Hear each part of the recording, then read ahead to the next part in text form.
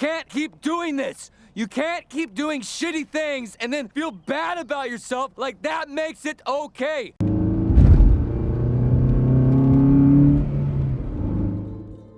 BoJack Horseman's life story portrays a bitter account of the life of a man who is faced with an existential crisis and struggles to find meaning or purpose in his life.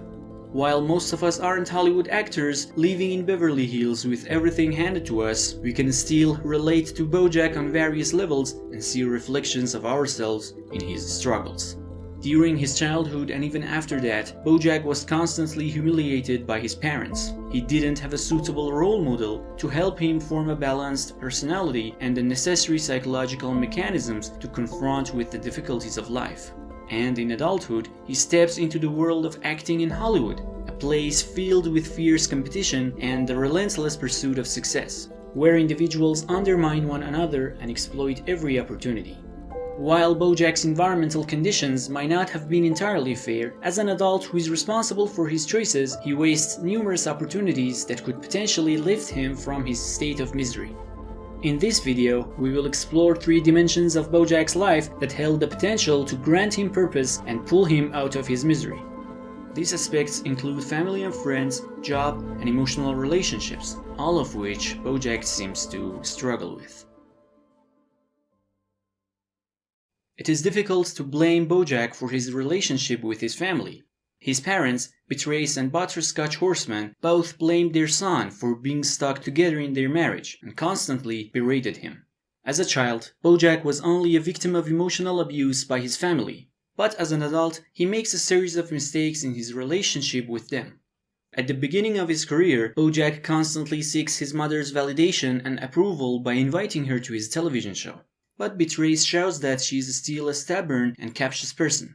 BoJack can't cope with the fact that he can never get his parents' validation and as a result, like his mother, becomes someone who sees no value in anything and is constantly complaining about others. This issue also spills over into how he interacts with others and assumes his responsibilities. People who frequently complain about others are usually not responsible people either, as they can always assign blame to something or someone for their own mistakes.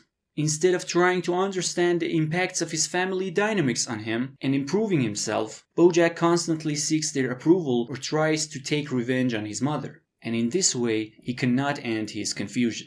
You can unlock a new dimension for adding meaning to your life by dedicating suitable and quality time to your friends.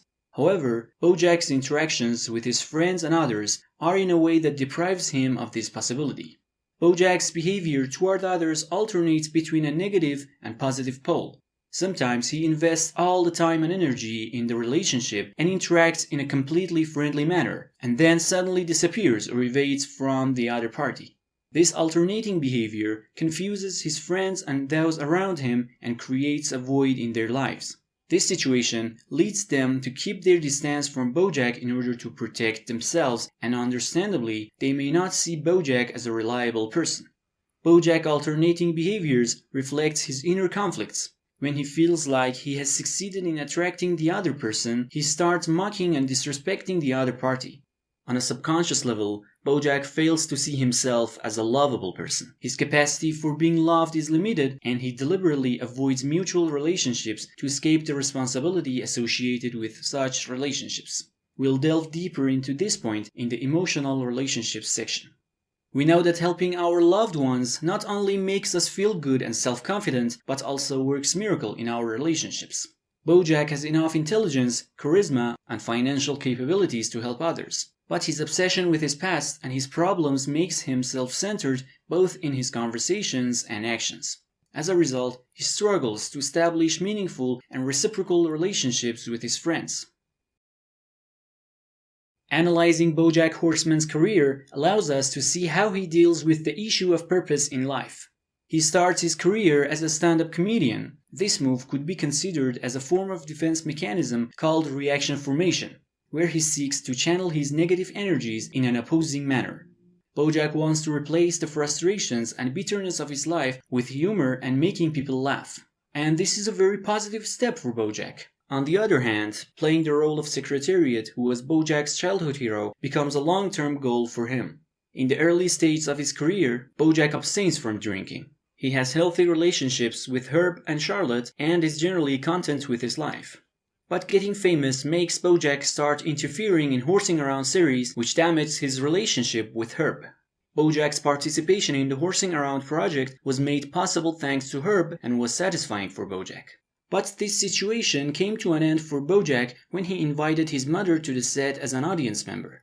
After that, BoJack and his mother go out to eat and BoJack asks about the performance. As always, Beatrice starts criticizing BoJack's work and making the show look superficial and worthless. It wasn't Ibsen. That's your takeaway? That your son's TV show wasn't Ibsen? I'm sorry, did you need a compliment? So, after a successful start in his career, BoJack begins to doubt the value of his work, and at the same time, distances himself from Herb.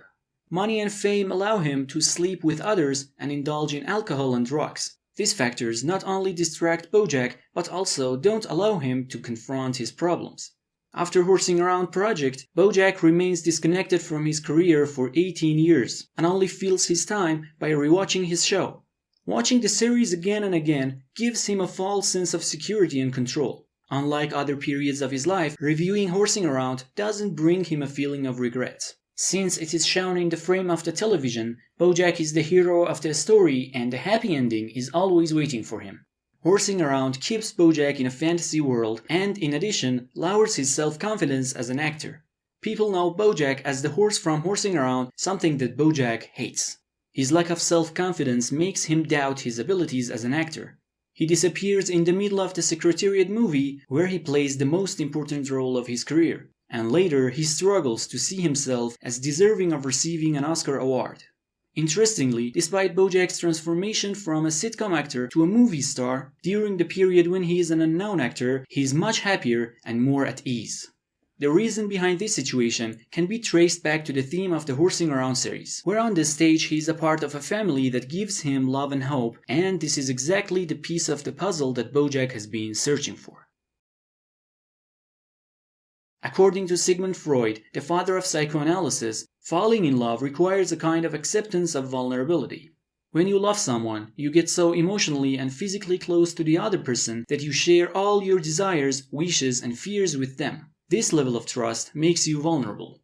And this is where BoJack, who hasn't resolved his personal issues, runs into trouble. Let's start with Diane, the one that BoJack obsessively follows for at least a whole season.